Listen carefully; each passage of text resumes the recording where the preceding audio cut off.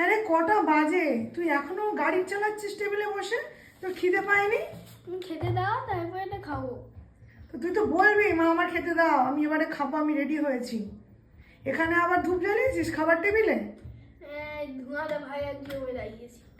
তোর গাড়ি খেলা শেষ হয়ে তাহলে খাবারটা নিয়ে আসি। না না, না খাওয়া বাদ দিয়ে এখন গাড়ি চালানো হচ্ছে। দেখা যাক, এবার খাবারটা নিয়ে আসি। নে, ঠিক আছে, অনেক খেলা হয়েছে, নে। এই যে খাবারটা দিলাম বন্ধুরা, আজকের রান্নাগুলো আমার ছেলের মনের মতো, এইটাকে বাদ দিয়ে। এইটা হচ্ছে উচ্ছে সিদ্ধ, এটা হচ্ছে পাঁচমিশালি সবজি, মানে চিংড়ি দিয়ে, চিংড়ির ঝাল, সর্ষে পোস্ত দিয়ে, আর একটুখানি শশা দিয়েছি, বাস। এই দুটো শুধু সৌন্দর্য বর্ধন। এইটা কেন দিয়েছো? ওটা কেন দিয়েছি মানে? ওটা তো খুব দরকার, খেতে হবে না? ওটা খা, ওটা খেলে দেখবি না খুব ভালো লাগছে, হ্যাবিট হয়ে যাবে। লঙ্কাটা খেয়ে নিচ্ছি। লঙ্কাটা খেতে পাবে না, তাও খানিকটা এইসব বলা চলে আর কি।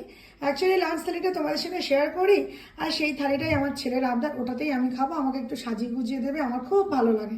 ছোটোবেলা থেকেই বাড়িতে যারই অনুষ্ঠান হোক বা বাড়ি থেকে কেউ আসলে তাকে যদি সাজিয়ে গুজিয়ে খেতে দেওয়া হয়, আমার ছেলেকেও তার মতো করেই খেতে দিতে হবে, তবেই বাবু আনন্দ পায়, না হলে বাবুর খুব অভিমান হয়। মা এটা খুব ভালো হয়েছে এইটা।